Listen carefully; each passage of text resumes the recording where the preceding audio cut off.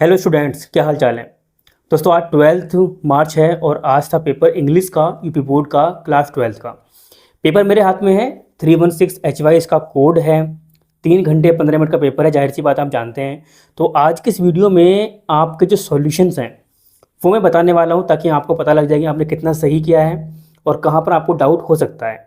तो अगर आपको फिर भी कोई डाउट नहीं है, कमेंट बॉक्स में अपने जो कमेंट्स हैं वो ड्रॉप कर दीजिएगा।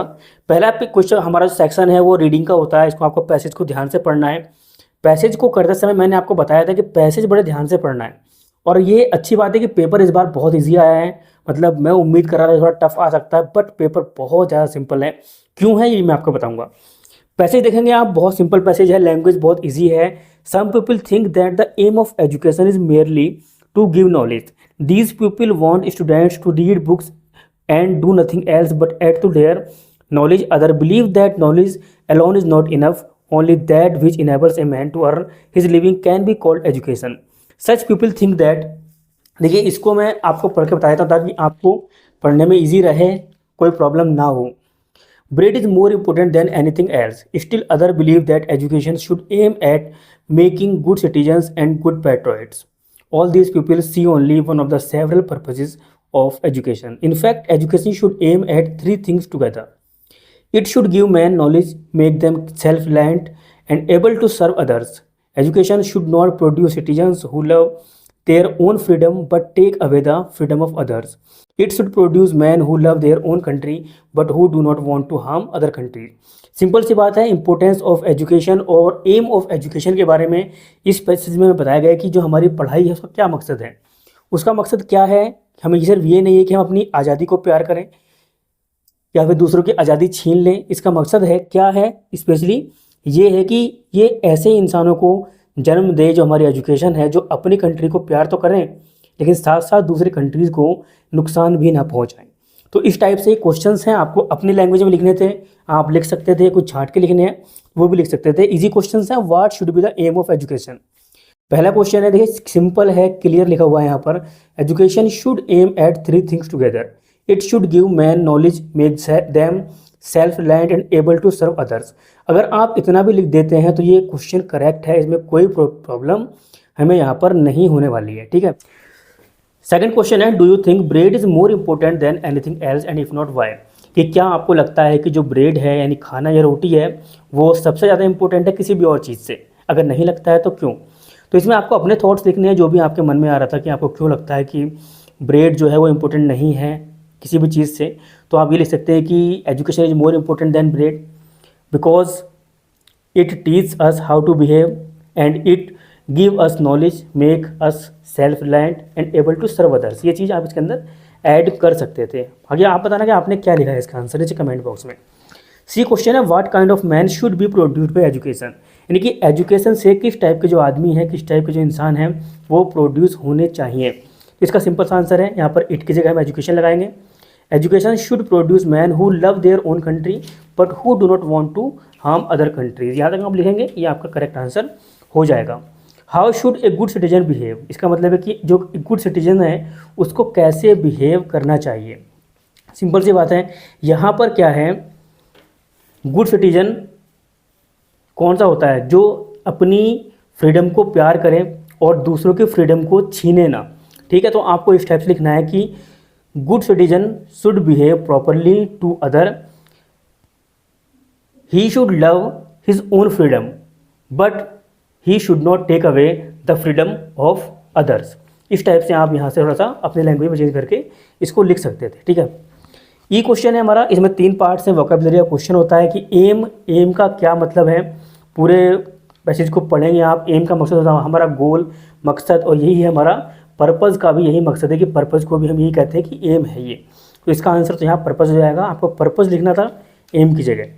इंडिपेंडेंस क्या होता है, इंडिपेंडेंस यानी कि फ्रीडम, आज़ादी, और यहाँ पर फ्रीडम लिखा हुआ है तो ऑलरेडी सिंपल सा जो मीनिंग था इसमें मीनिंग ही आया है इसके अंदर। इसमें भी सिनोनियम्स आ गया, इसमें भी सिनोनियम्स आ गया। अपोजिट वर्ड नहीं पूछे गए हैं, जबकि आते हैं अपोजिट वर्ड ही, यहाँ पर दोनों में मीनिंग ही पूछा गया है। तो इसका हो गया पर्पस, इसमें से एस हट जाएगा और ये फ्रीडम हो जाएगा सेकंड वाले का। और थर्ड है noun of word believe. Believe का नाउन क्या होगा, ये बिलीव का नाउन, बिलीव मतलब वर्ब है, इसका मतलब होता है विश्वास करना, और बिलीफ हो जाएगा विश्वास। ठीक है, तो यह इसका आंसर होगा बिलीव। बाकी आप बताना कि आप में से इनमें से कितने क्वेश्चन आपने सही किए हैं। चलिए आगे बढ़ते हैं। सेक्शन बी में एक आर्टिकल लिखना था। ठीक है, 2 आर्टिकल्स बड़े अच्छे हैं इसके अंदर, एक place of teacher in society और role of women in modern India. आज की मॉडर्न इंडिया में वुमेन का क्या रोल है। आपने सब जगह देखा है कि इस समय वुमेन बढ़ चढ़ के भाग ले रही हैं, चाहे वो हमारी पॉलिटिक्स हो, चाहे वो टीचिंग हो, चाहे वो आर्मी हो, डिफेंस हो, एवरीथिंग, हर जगह वुमेन अपना कंट्रीब्यूशन दे रही हैं। तो रोल ऑफ वुमेन आपको आज के दुनिया में, मॉडर्न इंडिया में ये बताना था, इसको आपको एक्सप्लेन करना था। ठीक है, अगला हमारा आता है यहाँ पर question number 3। Write a letter to the editor of newspaper about frequent breakdown of electricity in your locality. कि जो हमारा न्यूज़पेपर का एडिटर है उसको ये लेटर लिखना है, अपनी जो लोकेलिटी है आपको वहाँ पर बार बार बिजली जा रही है, बार बार बिजली भाग रही है, लाइट भाग रही है, उसके बारे में आपको डिटेल्स फिलहाल यहाँ पर लिखनी है। एक ये वाला लेटर आप लिख सकते थे, इसी था। और ये वही लेटर है जो मैंने बच्चों को अपनी कोचिंग्स में बताया भी था कि ये लेटर आपका इंपॉर्टेंट है, ये आ सकता है। और उनके लिए लक की बात ये है कि यही लेटर यहाँ पर फिलहाल आ गया है। चलिए आगे बढ़ते हैं और पहुँचते हैं यहाँ पर लेटर लिखना था प्रिंसिपल को कि आप अपने कॉलेज की लाइब्रेरी में कुछ इंप्रूवमेंट चाहते हैं, कुछ सुधार चाहते हैं, उनके बारे में तो आपने कर ही दिया होगा। सेक्शन सी ग्रामर बहुत इंपॉर्टेंट है। 5 क्वेश्चन है 2-2 नंबर के। पहले में क्या करना है, one who looks at the bright side of things. ऐसा कौन सा इंसान जो ब्राइट साइड पर देखता है, केवल अच्छी चीज़ें देखता है, उसे हम बोलते हैं ऑप्टिमिस्ट। ठीक है, तो इसमें 4th क्वेश्चन आपका करेक्ट होने वाला है। बी है the apple of one's eye means, यानी कि आंखों का तारा होना। आंखों का तारा बोलते हैं ना हिंदी में, तो वही इंग्लिश में आंखों का सेब बोला जाता था, एप्पल ऑफ वंस आई। इसका मतलब होता है बहुत प्यारा होना। क्या होना? बहुत ज़्यादा प्यारा होना। तो वेरी डियर इसका आंसर होने वाला है। द सिनोनियम ऑफ इंडस्ट्रियस, इंडस्ट्रियस का मतलब होता है हार्ड वर्किंग, बहुत ज़्यादा मेहनत करने वाला, उसे हम बोलते हैं industrious. Antonym of arrival, arrival मतलब होता है किसी भी चीज़ का आना, तो जाने के लिए हम बोलते हैं डिपार्चर। आपने देखा सुना होगा ट्रेन के अराइवल और डिपार्चर देखे होंगे आपने कि इस टाइम ट्रेन अराइव होगी, इस टाइम डिपार्ट होगी। तो अराइवल मतलब आना और डिपार्चर मतलब जाना। हिंदी में बोलते हैं आगमन और प्रस्थान। ई है what is the time in your watch. Simple question, बहुत ही ईजी क्वेश्चन है। यही क्वेश्चन ऑलरेडी मैं करा चुका हूँ अपनी क्लासेस में। और यहाँ पर क्या है, इन योर वॉच। जब भी हम वॉच की बात करते हैं टाइम के लिए तो वहाँ पर इन नहीं लगाते हैं, इसमें बाई लगाते हैं। तो यहाँ पर इन में मिस्टेक्स हैं, तो इसलिए हम यहाँ पर इन पर आपको टिक करना था। 5th क्वेश्चन में देखते हैं, change any one of the following into indirect narration. तो इनमें से कोई एक करना था, सिंपल था। Mohan said to Rita, question है यहाँ पर व्हाट आया है, तो मोहन आस्क्ड रीता, यहाँ पर हो जाएगा हमारा आस्क्ड। ठीक है, और यहाँ पर व्हाट से शुरू हुआ है तो यहाँ पे कोई भी हमारा कंजक्शन नहीं आएगा, इफ वगैरह नहीं आएगा, डायरेक्ट यहाँ से व्हाट से शुरू होगा। व्हाट और यू हमारा सेकंड पर्सन है, चेंज होगा रीता के हिसाब से। व्हाट शी, आर चेंज हो जाएगा was, what she was doing there. तो ये हमारा कंप्लीट बन जाएगा, Mohan asked Rita what she was doing there. आसान सा था, कोई ज़्यादा इसमें हार्ड नहीं था। अगला है the teacher said to the student do not quarrel with one another. मैंने बताया था नॉट, अगर डू नॉट आता है तो वहाँ पर हम फॉरबेड यूज कर सकते हैं। The teacher forbade, forbade students to, यहाँ पर टू आ जाएगा। और क्वारल विद वन अनदर पूरा सेम टू सेम हम यहाँ पर नोट कर लेंगे। The teacher forbade the students to quarrel with one another, यानी कि टीचर ने लड़ने से मना किया। ऐसे आप ऐसे ही बोल सकते हैं, द टीचर ऑर्डर्ड स्टूडेंट्स। अगर हम ऑर्डर्ड लगाएंगे तो फॉरबेड हट जाएगा, ऑर्डर्ड आएगा। फिर यहाँ पर टू की जगह नॉट टू आ जाएगा। The teacher ordered students not to quarrel with one another. बाकी आप बताना आप में से इन दोनों में से कौन सा करा है और क्या सही करा है या फिर गलत करा है। ठीक है, बी पे चलते हैं। Write any one of the following as directed. इसको कॉम्प्लेक्स सेंटेंस में चेंज करना है। देखिए बहुत सिंपल था, आई डू नॉट नो, ये स्टार्टिंग में आ जाएगा बस, आई डू नॉट नो। ठीक है, इस टाइप से आई डू नॉट नो। उसके तुरंत बाद आपको ये वेयर लिखा हुआ वेयर दिख जाएगा, वेयर, और इसके बाद सब्जेक्ट लगा देंगे, वेयर ही इज़ गोइंग। अगर हम कॉम्प्लेक्स में बनाएंगे तो इस टाइप से हमारा सेंटेंस बन जाएगा। सिंपल सेंटेंस है, बदलना है अगले वाले को, I will complete it in time I am sure. इसमें बहुत आसान है, आई एम श्योर की जगह सिर्फ एक वर्ड लगाना है हमें स्टार्टिंग में, श्योरली, और कॉमा लगाना है और इस पूरे को इसके बाद नोट डाउन कर देना है, surely I will complete it in time. ठीक है, तो ये हमारा कंप्लीट हो जाएगा। आप बताना आपने इन दोनों में से कौन सा किया है और सही किया है या गलत किया है, तो ईमानदारी से बताना बिल्कुल। Transform any one of the following as directed, ये भी 2 नंबर का था। इन दोनों में से एक करना था। Bombay is the biggest city in India, Bombay India की सबसे बड़ी सिटी से कॉम्पिटेटिव में बदलना है। अभी जो ये सेंटेंस है ये बिगेस्ट आया है इसके अंदर, ये सुपरलेटिव डिग्री में है, हमें इसे बदलना है कंपेरेटिव डिग्री में, यानी कि बिगेस्ट की जगह बिगर आना चाहिए।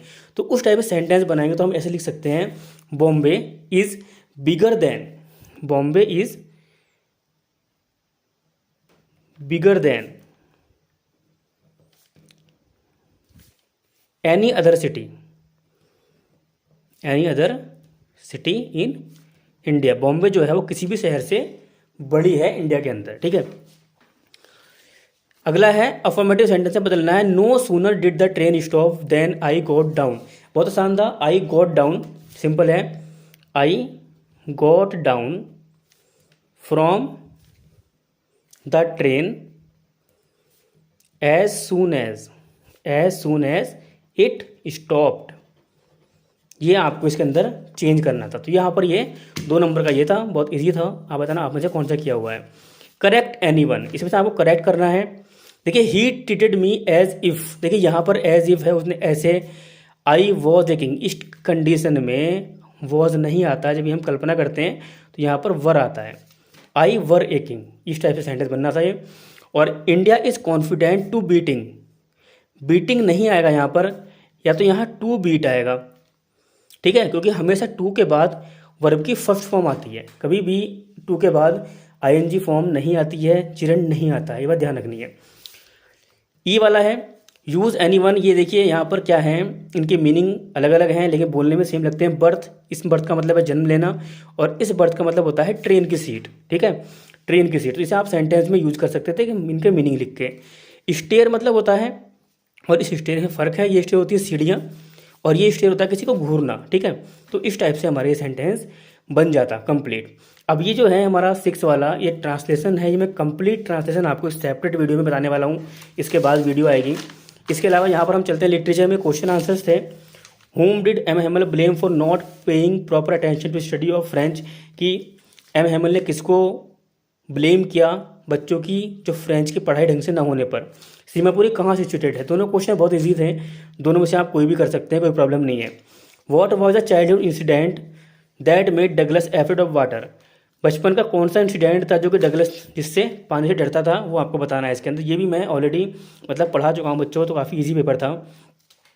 What happen when church clock struck 12, क्या हुआ जब चर्च की घड़ी ने 12 बजाई, ये रेड ट्रैप वाला है, जब चर्च की घड़ी 12 बजाई तो क्या हुआ, वो रेड ट्रैप वाला चैप्टर में उसका है ये, ठीक है। अब इसमें लॉन्ग आंसर था एक, describe the life of people working in glass Bengal industry, glass Bengal की जो इंडस्ट्री है वहाँ पर जो लोग काम कर रहे हैं उसके बारे में बताना है आपको।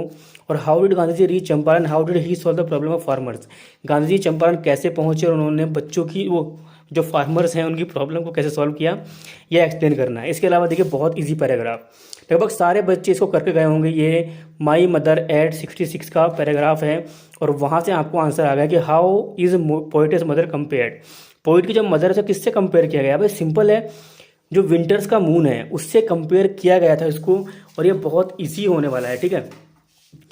What did poet's feel, poet ने कैसा फील किया, पोइट ने कैसा फील किया, सिंपल सी बात है, उसने बचपन का जो डर था वो उसके मन में आने लगा। और what did the poet do at the time of farewell, विदाई के समय जो पोइटेस थी उसने क्या किया, विदाई के समय उसने कुछ नहीं किया, सिर्फ स्माइल की। क्या किया, स्माइल की। बहुत ही इजी क्वेश्चन था, और ये तीनों क्वेश्चन बहुत इजी थे। Keeping quiet, think of beauty, roadside stand, इन तीनों में से आपको एक सैटेलाइट लिखना है। ये लगभग ये दोनों हर बच्चे ने किए होंगे, तो ये भी प्रॉपर था, 4 नंबर आपके इसमें भी आ जाएंगे, मैं ये मान के चलता हूँ, ठीक है। आगे हमारा है answer the following question about 40 words, ये टाइगर किंग से आया है, ये सदाव वाले से आया है, ये भी सदाव वाले से आया आना वाला, और ये डेयरी वाला जो है on the face of it जो लास्ट में चैप्टर है उससे आया है ये। बाकी अंटार्कटिका से लॉन्ग आंसर आ गया, और ये 3rd लेवल से हमारा लॉन्ग आंसर आया है। पेपर बहुत ही ईजी है मेरे हिसाब से, अगर आपने ये पेपर अच्छे से पढ़ के अटैम्प्ट किया, अगर 3-4 दिन आपने अच्छे से रिविजन किया है इसमें, तो ये 100 मार्क्स के पेपर में आप इजीली 80+ स्कोर कर सकते हैं, इतना इजी लेवल का पेपर है। बाकी आप बताना कि आप कितना नंबर इसके अंदर लेकर के आ सकते हैं, क्या है जो भी आपने इम्प्रूवमेंट किए हैं, क्या पॉसिबिलिटीज़ हैं कि आपके कितने नंबर आ सकते हैं, कितने क्वेश्चंस किए हैं और कितने छोड़े हैं, नीचे कमेंट बॉक्स में ड्रॉप करना। मिलते हैं नेक्स्ट वीडियो में, तब तक के लिए बाय बाय, टेक केयर।